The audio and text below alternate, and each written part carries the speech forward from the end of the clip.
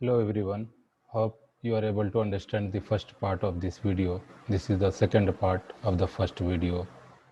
In the first video, we were discussing about the structure of the village during during pre-British India. In the second part of this video, I will discuss village administration during pre-British India. It consists The administration usually were consisted of agriculturalists, which means those who are indulged in the agriculture activities, village artisans, which means some people were working in the local village factory, village officers, and many else. Agricultural cultivation was mainly for the consumption and very little was kept for the market, which means most of the agriculture activities were carried for the self-consumption. Agricultural were usually Agricultural activity were usually done for the self-consumption, not for the commercial purposes. There were very few amount of the agricultural produce were marketable, which means which were sold out in the market. Each villages had its own artisans and every village has some specialization in their handicrafts and artisans. The such as the Chamars is one of the community in India, still living in India. Usually, they used to work skin the dead cattle, right? If there were some villages and the most of the people belong to Chamar caste were lived, there were the work to skinned the dead cattle, which means their work was the remove the skin from the dead cattle. The skin were used in the different purposes in the village and in the leather-based industry at that time. Cured their hides and made the villagers sandals. And the chamars were processed the their skinned dead skinned into the sandals and some other productive things. Local carpenters made their some wooden based work. Blacksmith made some iron based work. Potters made utensils and weavers made cotton clothing. So also the washerman and the barbers had their job, as I told you in the earlier video, right? This was the by and large the administration of villages pre-British during pre-British India. Okay. Now come to the next part of this lecture, that is agriculture production and productivity. Okay. Agriculture, as we all know, that is still one of the largest sector in the Indian economy, which provides the most employment to the Indian people. Most of the people in India are still living in the villages, and in the villages, agriculture is the main source of employment and income. Okay. Let's see what was the case of agriculture production and productivity during during pre-British India.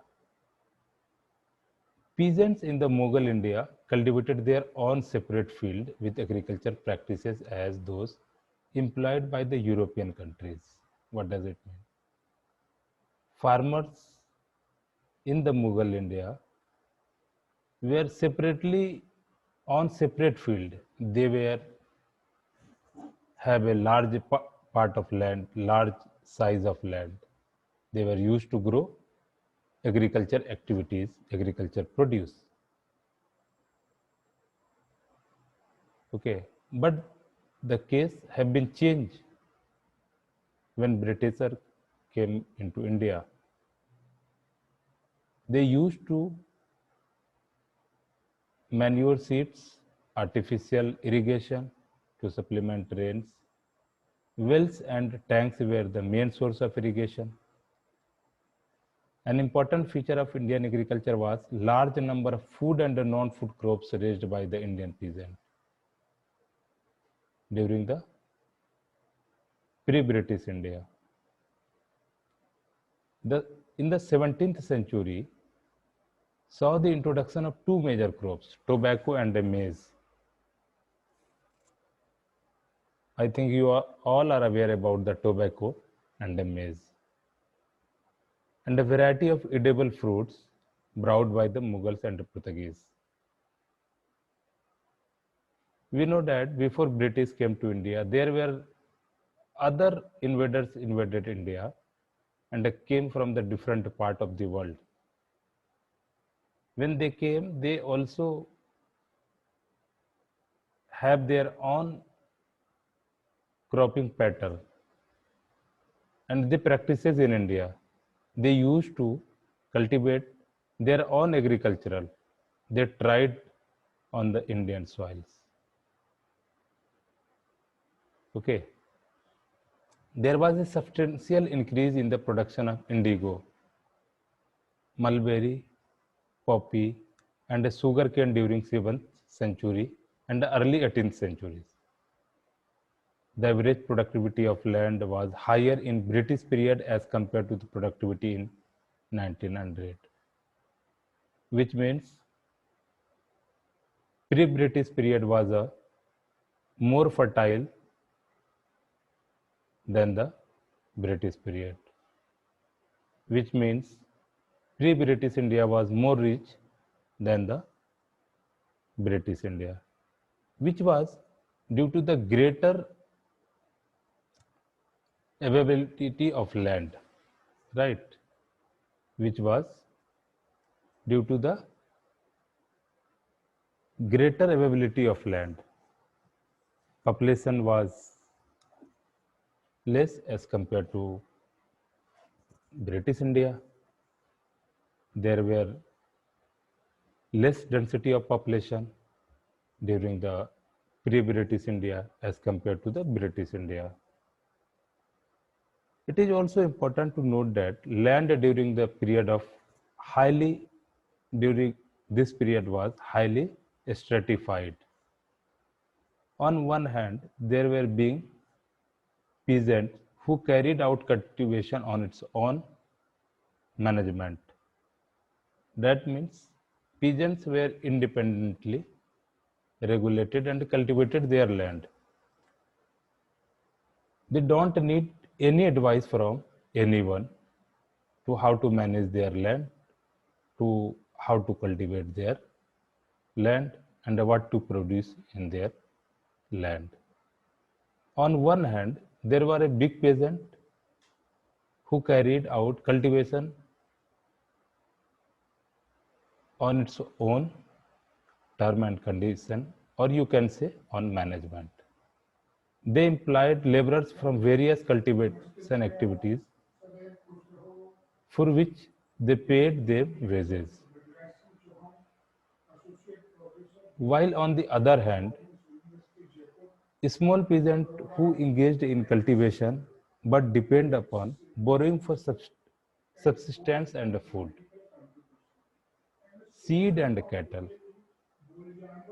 Though size of agricultural product and the per capita product in the Mughal India was better. The growth rate of agriculture was slow. This was due to heavy dependence on monsoon and a defective land revenue system during British India. Okay, now come to the next topic, next subtopic of this topic.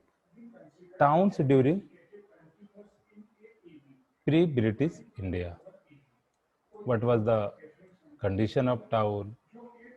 What was the structure of towns in the during during pre-British India? As such, you did not find any data and other statistical information about the towns during pre-British period. It is difficult to comment on the growth of towns and their linkages with the rest of the world. Okay. Following are some of the observations. Only there are some observations on which ground we can say that the towns are like that during pre-British period India. Okay. Most of the towns were non-industrial in character. What does it mean? Usually, when towns comes in mind, we usually think there are manufacturing unit located in the urban areas. There are well organized manufacturing units and industries, usually found in the different part of the world. Even in India, there are urban areas where most of the industries are located in case of India. But there were no such cases where found in the pre-British India. Most of the towns were non-industrial in character. Every town had an industry, but it was not the cause for its survival. The old towns owed their existence to places of pilgrimages, seats of ports or capital of provenance and commercial departments or depots. The Mughal period had been very much important for the urbanization in Indian context. Mughal comparatively does better industrialization in India than the other people who ruled in India. Okay. The Mughal period had very much important for the urbanization, especially for northern and central India.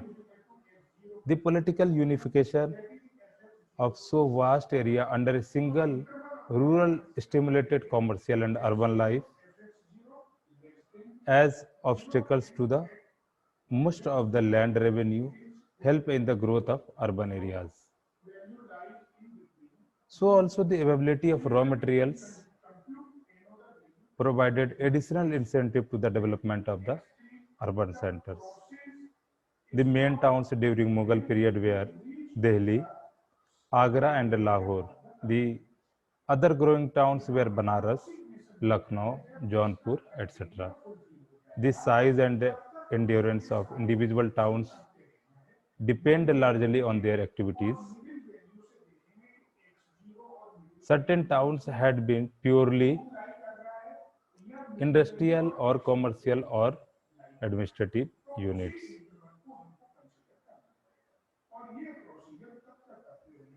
Or administrative units.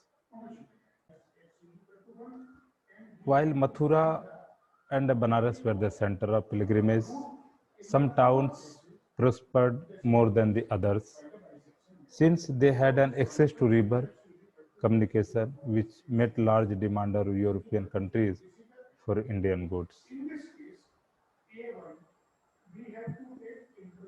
Those towns which were situated and located near the river were usually found more prosperous because they have a Con- Connectivity from one town to other and the rest part of the world.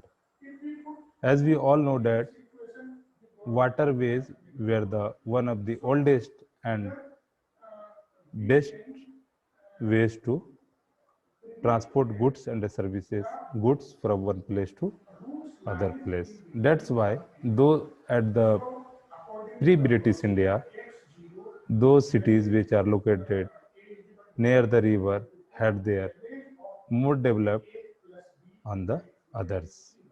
Okay.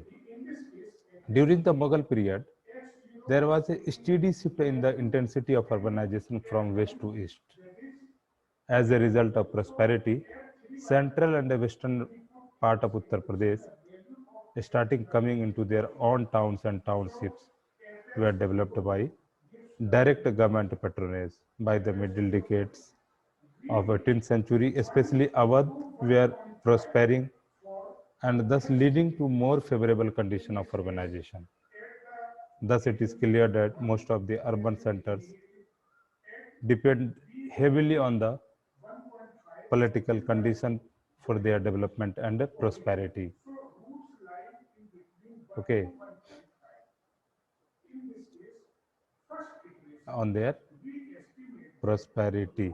Similarly, new Maratha capitals, Pune, Nagpur, and Baroda, etc., led to the growth of towns.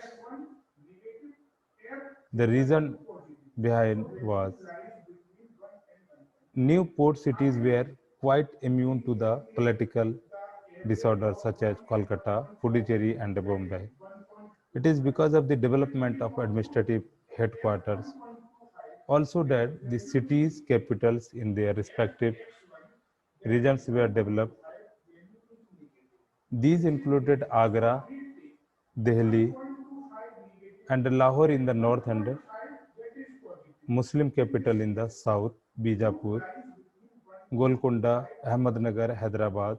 Some cities grew up because of their religious importance, such as Banaras, Ujjain, Mathura, Chidambaram, and Tanjore. Cities like Kolkata, Bombay, Madras, Puducherry, Surat, Cochin, and Calicut were important centers of trade with other countries. Thus, it is difficult to state the exact cause for development of cities during pre-British period. Towns were developed with combined causes like trade pilgrimages centers and administrative headquarters, etc. Now, the next is industries and handicraft during the pre-British period. The handicraft industry in the pre-British period was pretty strong, which means it was the backbone of the trade and the economy during that period. Indian exports consisted mainly of handicraft and enjoyed a huge amount of export surplus. I think you all are understand the surplus. What does it mean? It means when export is more than imports, when export earning is more than import payment is known as export surplus. A comparative analysis showed that India was more advanced than European countries in terms of industrial production. Handicraft goods like textile, luxury product of artisan trades were flourishing under the patronage of nobles and kings. Different cities of India became the center of industrial and commercial activity. Even towns began to become commercial centers. Organization of handicraft industry are as follows. Number one, division of labor, which means there was a good deal of division of labor, especially in the artisan industry. However, it was not as well as developed and modern as it now. Localization of industries, which means owing to the availability of raw materials in case of Kashmir shawl or marbles, there was considerable localization of industries. Similarly, proximity of markets, skilled labor led to the concentration of industries. The restriction of the area of demand was most serious limitation of the Indian handicraft industry, which affected its growth and organization. Okay. The next is the guilds on the basis of caste. Okay, this is a very debatable issue was during the British, during the pre-British India, during the British India, and during still after British India. The urban industry was better organized than the rural, which was primitive. Okay, urban crafts were organized into guilds on the basis of caste, pursuing hereditary occupation. They upheld a high standard of workmanship, high quality of work, and the welfare of workers. It had following aspects. Highest patronage was made to the titular head of the guild, Nagres or city lord. The affair of the guild were managed by the court of aldermen or maharajas. And the only office bearer was salaried clerk or the other important dignitaries of the darbar. The guild system was not a capitalist. The craftsmen were the guild man working to order on the material supplied by the customer. The artisans sometimes work as independent masters with or without apprentice and sometimes lost their independence as and a worker for dealer. The East India Company did not change this fundamentally. Its agent bought the goods through native dealers, or its agent gave orders to collect goods from one agent to another. Thus, the urban handicraft were well organized and well developed during pre-British period. Let us, okay, in the next lecture, I will discuss textile industries during pre-British period in India. I hope you can understand and you might have understand this part of the lecture, which is some historical fact which are usually not based on the data, but which is the historical fact. Okay. Thank you so much. We'll meet in the next video.